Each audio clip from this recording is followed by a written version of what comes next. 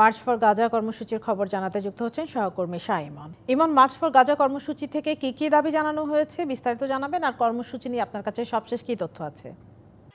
ইশরাত, আপনি জানেন যে আজকের যে মার্চ ফর গাজা যে কর্মসূচি ছিল সোহরাওয়ার্দী উদ্যানকে কেন্দ্র করে, এই সোহরাওয়ার্দী উদ্যানের মহাসমাবেশকে কেন্দ্র করে এই কর্মসূচি থাকলেও এই কর্মসূচি আর সোহরাওয়ার্দী উদ্যানের মধ্যে সীমাবদ্ধ থাকেনি।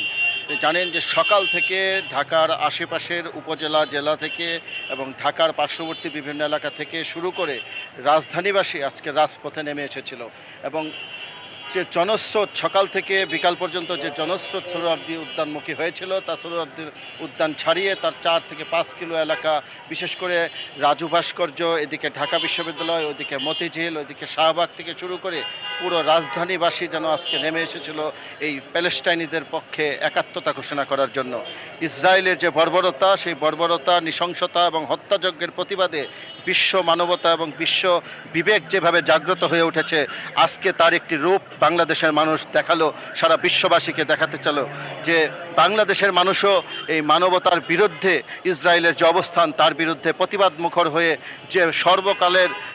এবং স্মরণকালের আমি মনে করি যে সবচেয়ে বড় সমাবেশ এবং যে মানুষের জনস্রোত আজকে দেখেছি, বিশেষ করে এই সমাবেশকে কেন্দ্র করে বিভিন্ন রাজনৈতিক দলও এই কর্মসূচিতে অংশগ্রহণ করার জন্য যেমন কর্মসূচি ঘোষণা করেছিল, কিন্তু এটি আর রাজনৈতিক দলের মধ্যে সীমাবদ্ধ থাকেনি এবং আয়োজকদের মধ্যে সীমাবদ্ধ থাকেনি। এটি নারী পুরুষ নির্বিশেষে বিভিন্ন পেশার এবং সর্বস্তরের মানুষকে আমরা যে উপস্থিতি রাজধানীবাসী আজকে দেখেছে, এটা একটা বিস্ময়কর। এবং এই যে মানবতার পক্ষে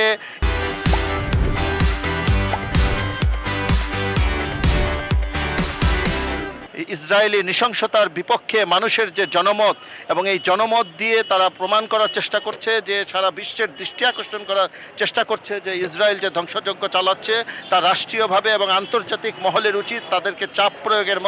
মধ্য দিয়ে প্যালেস্টাইনিদের স্বাধীনতার পথে তাদের সহযোগিতা করা এবং সারা বিশ্বে এই মানবতা বিরোধী অবস্থানের বিপক্ষে জনমত তৈরি করার জন্য যে অবস্থানের জানান আজকে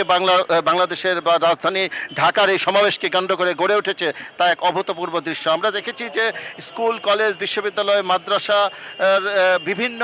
শিক্ষার্থীরা ছাড়াও, বিভিন্ন রাজনৈতিক দল ছাড়াও বিভিন্ন পেশাজীবী, বিভিন্ন শ্রেণী পেশা, বিভিন্ন বয়সী মানুষের যে স্বতঃস্ফূর্ত অংশগ্রহণ, তা এক বিস্ময়কর ছিল। তো এখন সমাবেশ শেষ হয়েছে, এখন আমরা দেখতে পাচ্ছি যে সমাবেশ স্থল থেকে যারা সমাবেশে যোগ দিতে এসেছিল তারা মূলত এখন বেরিয়ে যাচ্ছে এবং রাজধানীর ঢাকার বাইরে থেকে যারা আসছিল তারাও দেখছি পিকআপ ভ্যান এবং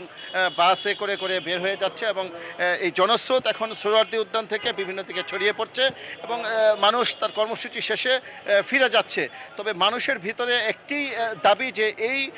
সমাবেশের মধ্য দিয়ে যেন বিশ্ববাসীকে অবস্থানটা জানান দিতে পারে এবং আন্তর্জাতিকভাবে ইসরায়েলের বিরুদ্ধে জনমত তৈরি হয়, এই বিষয়টি মানুষের ভিতরে জাগ্রত করার জন্য এবং আন্তর্জাতিক মহলের দৃষ্টি আকর্ষণের জন্য তারা চেষ্টা করেছে বলে সমাবেশে অংশগ্রহণ করা মানুষজন বলছে। তো ইশরাত, এই ছিল এখনকার মোটামুটি অবস্থা। সমাবেশ শেষ হওয়ার পরে মানুষ বাসায় ফিরে যাচ্ছে, এটি ছিল এখন। ধন্যবাদ শাহ ইমন, বিস্তারিত বলেছেন।